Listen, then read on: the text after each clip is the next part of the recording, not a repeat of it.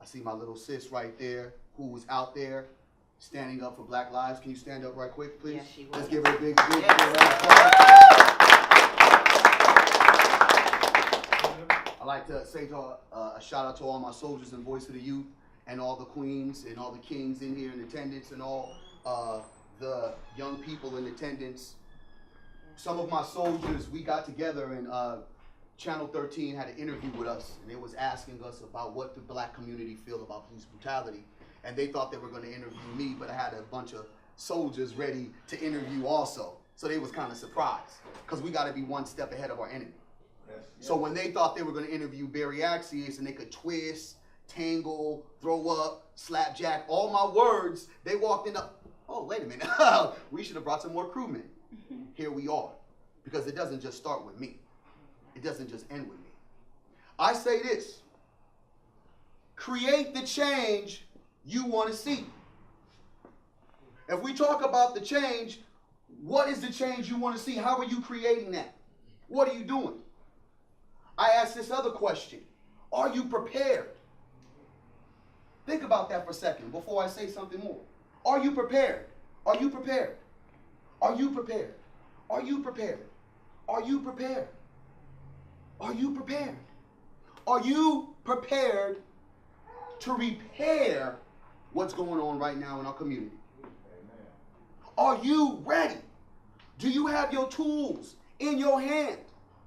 Do you have your boots on your feet? Are you ready to sweat? Are you ready to work with individuals you don't want to work with? Are you ready to grind when you don't want to grind?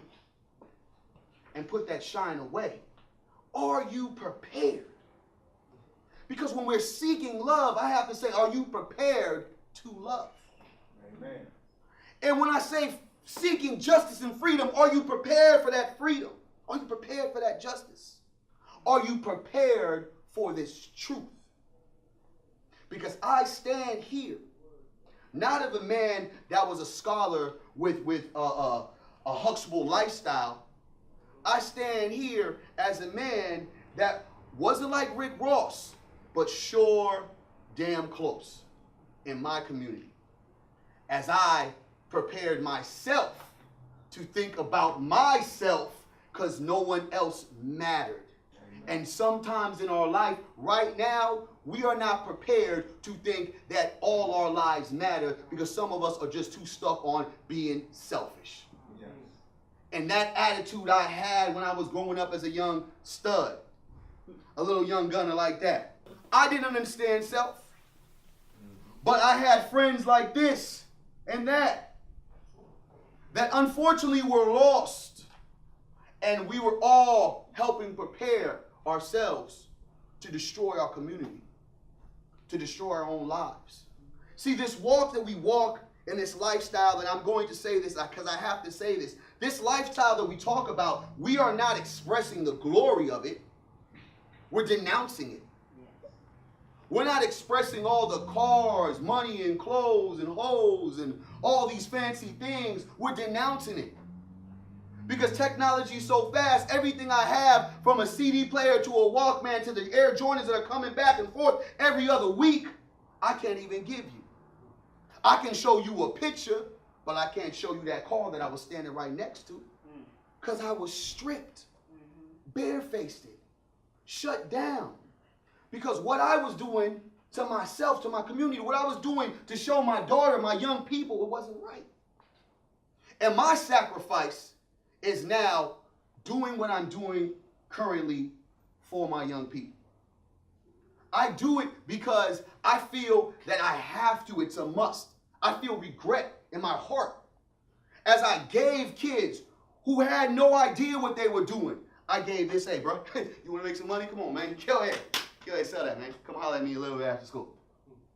When I walked around here toting around, spewing this gangster lifestyle, and I wasn't even a gangster. I wasn't finna shoot nobody, but I had a gun, pretending. So if this young brother ran up to me and was like, give it to me, I would have to shoot, because if I come back to the homies, they're like, you didn't shoot that in? That would have been 2 lives lost. Yes. See, the thing about what they don't tell you in the gangster story or in the gangster fairy tale, that there are winners and losers. And the only person that wins is the system. The losers are the families and the communities that are stricken by a young brother or a young sister murdered or put in jail. And then when they come out, they're not lucky enough to figure out a way they can give back like Mr. Ross has figured out. They're usually stuck in this trap that goes round and around in a circle. They don't tell you about the times when you're sitting there, you're getting high with the homeboys, because some of us have gotten high, right? Oh, you so high. And you looking at this knock that is your partner's mama asking you for some drugs. Willing to do you sexual favors because she has no money for drugs. They don't tell you that. Yeah, they don't tell you that. They don't show none of that. And I'm a product of that. Jesus. I am the product of what was made. I jumped in the game.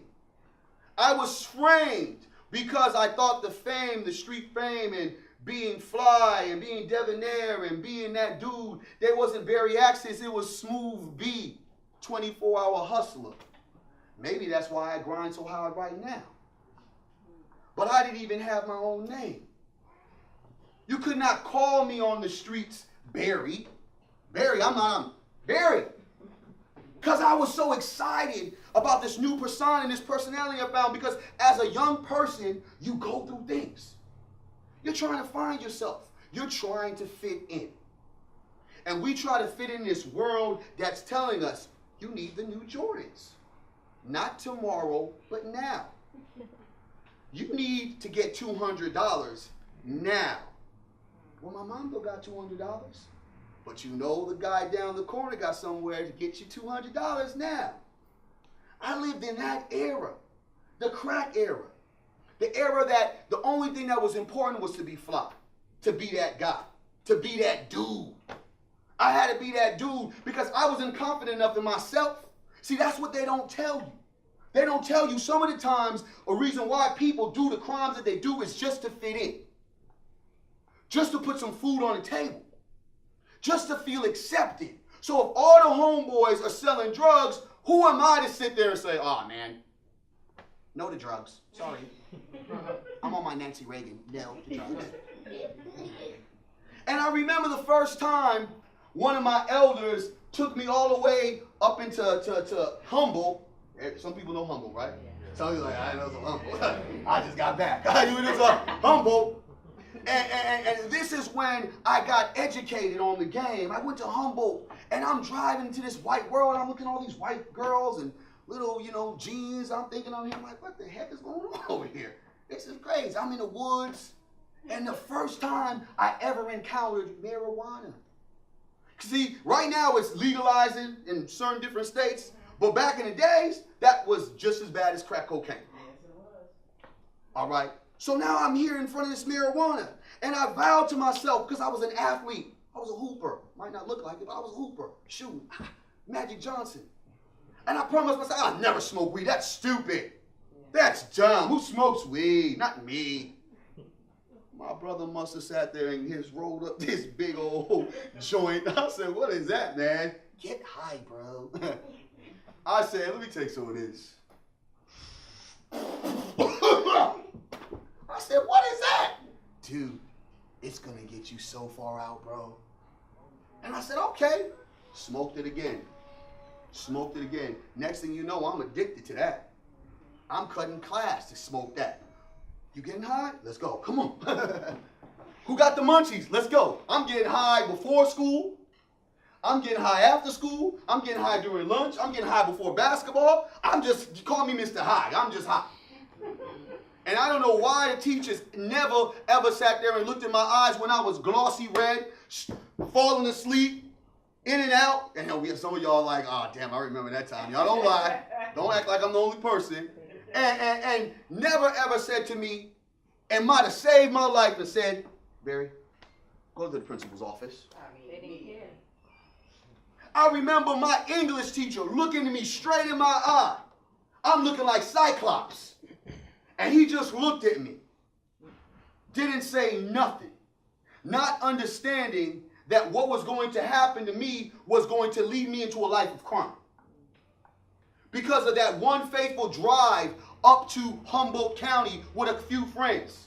What? I'm smoking a joint. It's not going to hurt anybody. I'm not going to hurt my community. But not only did I hurt myself, I hurt my community because now I'm trying to get other brothers to get high. I'm trying to get other brothers to sell drugs. And after we say this weed money ain't enough, it's time to go sell something harder. Because we need more profit. I struggled for 25 years of my young life to get out the game. Because this game is a lifestyle and I loved every minute of it. And when I moved from the marijuana, I moved to the ecstasy. Because that was just as big as crack at one point in time. And after I moved from the ecstasy, I was selling cocaine. White people love to get high. And then from moving from the cocaine, I got into prostitution. These are the scars I live with every day. When a young woman, impressionable just like me, who was lost, decided and asked me, as a man, I could have said, girl, you tripping. What are you talking about? Because I was selfish. I looked at the money.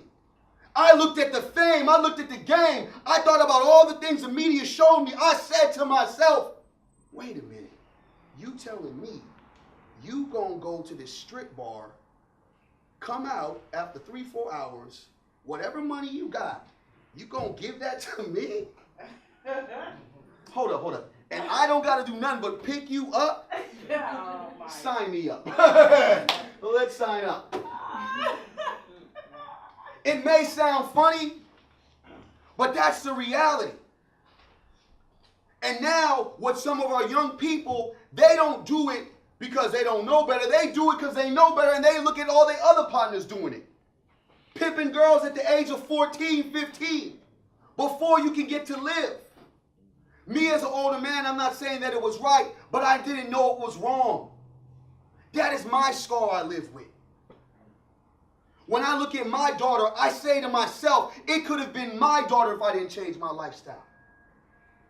Because see, this is a bigger thing than just talking about selling drugs. This is a lifestyle that is being sold to us in the media, in our music, and it's making it okay. We have young kids singing, I'm in love with the cocoa. Oh my gosh. This is a part of the poison that is destroying our community. So I ask you, my people, are we prepared to repair that? Are we ready and fit for the challenge? Yes, yes. Are we ready to tell our lifestyle to our kids, no matter how embarrassing it may make you feel? Yes. No matter how much regret you may have, are you prepared to throw your life on the line as I'm doing mine? As I know a lot of soldiers are doing right now. Because this lifestyle is what's entrapping our kids. Yes. This lifestyle, this need, this feel to feel accepted is trapping our kids. We need to break that. We need to be prepared to do whatever it takes. Be willing to do whatever we need to grab our kids. To grab our adults that still falter around in this kind of lifestyle. Because as I exited stage left and I was on my goodbye mission, that was probably the hardest thing Because I had to finally identify with that one person in the mirror that I refused to look at. Me. Barry Accius had to arise. Every insecurity, every fear, every trouble in my life had to finally come to the forefront. And a lot of us, when we run into this lifestyle, we try to escape all of that. Create something that's not really there. I had to finally face who I was. No longer Smooth B, but I am Barry Accius. I am someone that matters. I do not need a $200 pair of shoes. If I can't afford it, I can't afford it. Oh, speak that. I don't need to be at every club. I don't need to be throwing my dollar. Hey, I don't need that I gotta pay rent tomorrow. I don't need to be chasing every woman and putting my stats and talking to the homeboy, man, I just smashed that the other day, Brett. What you all doing? I don't need that. I need to be a man for my daughter. Yes. Yes. I need to be a man for the people that are looking up to me when I don't know they're looking. How can I be a 32-year-old man and I'm still talking about pimping bitches? When I have a 13-year-old daughter, what kind of man does that make me look like? It makes me look pathetic. It makes me look like a peasant. It makes me look like a coward. Because that's what we are.